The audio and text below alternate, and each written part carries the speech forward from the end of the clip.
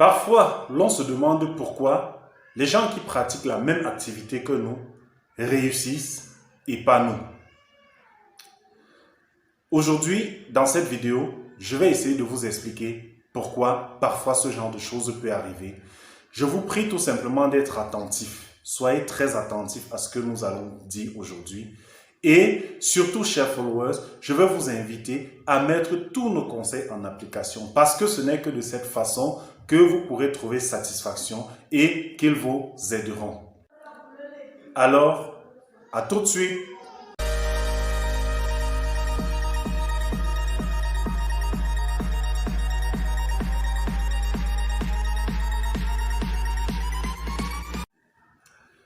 Bon après-midi, chers followers. J'espère que vous portez bien et que vous avez passé une très belle semaine.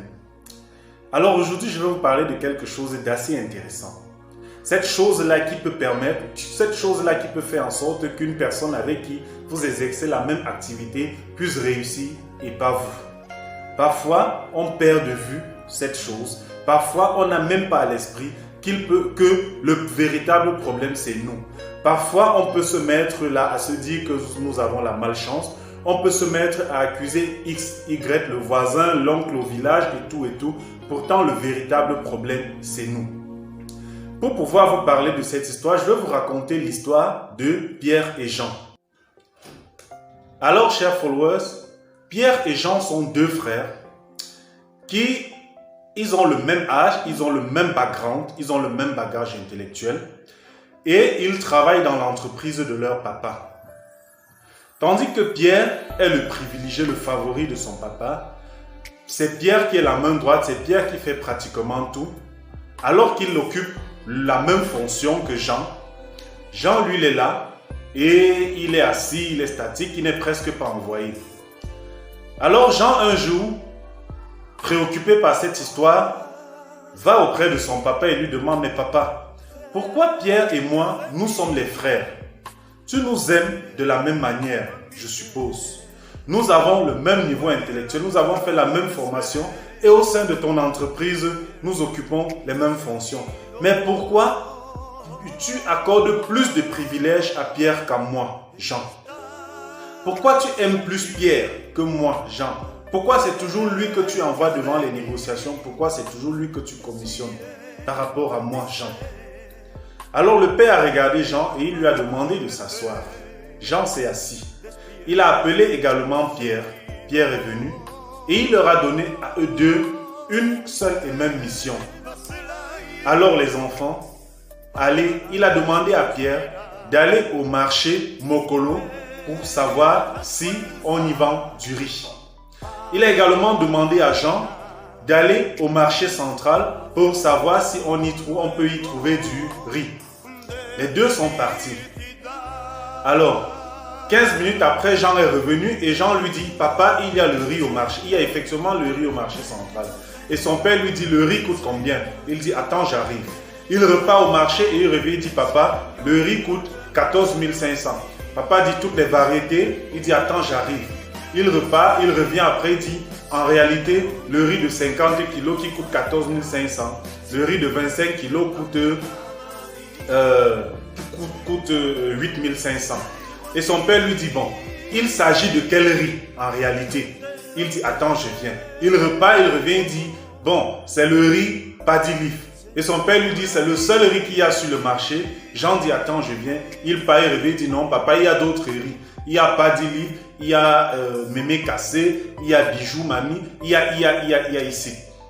Et son père lui dit, bon, penses-tu qu'on peut se lancer dans ce secteur? Jean lui dit, attends, j'arrive papa. Il repart, il revient, il dit, bon, c'est vrai qu'il y a des concurrents dans le marché et il y a des concurrents dans le marché. Et le père lui dit, bon, est-ce que tu penses que si on se lance dans ce secteur, ça peut nous rapporter grand chose en termes de bénéfices? Jean dit, attends, j'arrive.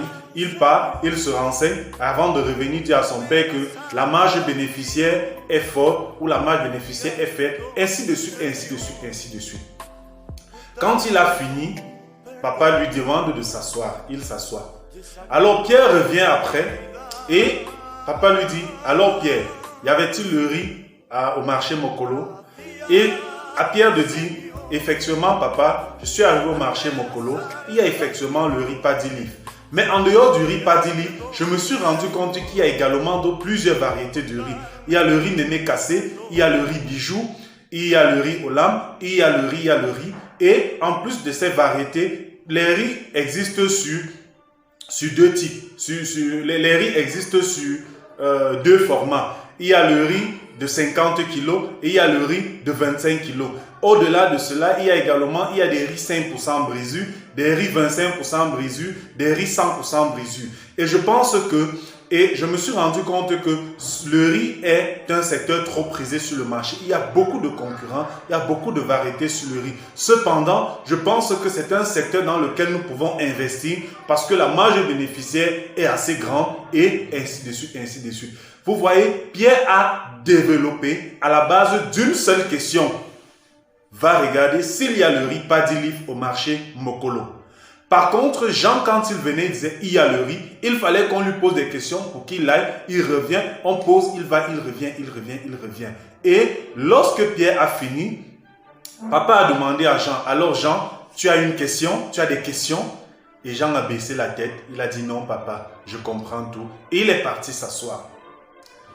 Alors, chers followers, pourquoi est-ce que je vous raconte cette histoire? Vous percevrez à partir de cette histoire que il peut y avoir des personnes qui exercent la même activité, mais certains évoluent et pas d'autres. Pour quelle raison? Parce qu'un entrepreneur qui veut réussir, un entrepreneur qui veut évoluer, doit avoir deux choses. Il doit être éveillé d'esprit et il doit savoir anticiper. Il doit savoir anticiper. Dans cette histoire, Pierre est celui-là qui savait anticiper. Pour faire plaisir à son papa, il savait anticiper. Lorsqu'il allait sur le marché, il ne se contentait pas uniquement de répondre à la seule question qu'on lui a posée, mais il réfléchissait à toutes les préoccupations que son papa peut avoir derrière la question qu'il a posée. C'est ça qu'on appelle l'anticipation et c'est la raison pour laquelle il gagnait la satisfaction de son papa. Un entrepreneur doit savoir anticiper. Et pour pouvoir anticiper, il faut être éveillé, chers followers. Si vous ne savez pas anticiper, vous allez aller tous les jours, acheter le riz, vendre, verser votre capital comme vous avez. Bref, vous allez avoir une économie linéaire. Vous allez avoir un mouvement entrepreneurial statique. Vous n'allez pas avoir l'esprit d'innovation. Vous n'allez pas pouvoir combattre la concurrence. Vous n'allez pas pouvoir challenger sur le marché. Alors qu'un entrepreneur doit pouvoir challenger. Un entrepreneur doit pouvoir innover. Un entrepreneur doit évoluer. Il ne doit pas rester statique. Et pour cela, il doit avoir l'esprit éveillé et pouvoir anticiper, chers followers. L'anticipation. Et comment faire pour anticiper? Chaque fois que vous êtes soumis à une équation, ne vous contentez pas de résoudre la seule équation. Essayez de regarder les contours. Essayez de penser tout ce qui peut intégrer cette équation. Tout ce qui peut être derrière cette équation. C'est de cela qu'il est question, chers followers. Sachez anticiper. Lorsque vous voulez développer une activité, si aujourd'hui vous voulez être taximan, ne vous dites pas qu'il est question d'acheter une voiture, la conduire, klaxonner, porter les clients, les déposer, prendre leur argent, acheter, porter les clients. Il y a plein de taximans, mais il y a des taximans qui vont construire des maisons et d'autres qui ne vont jamais le faire. Parce que ces personnes-là ne savent pas anticiper. Et dans l'anticipation, il est question de comprendre l'esprit du client.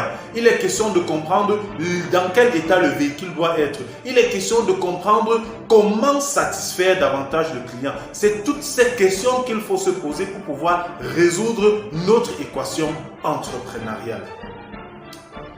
Bien, chers followers, nous sommes parvenus à la fin de notre vidéo.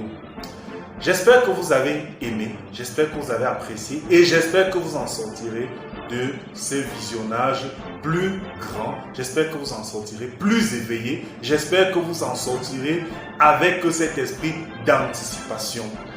Tout ce qui me reste à vous faire maintenant, c'est de vous souhaiter de passer un bon week-end.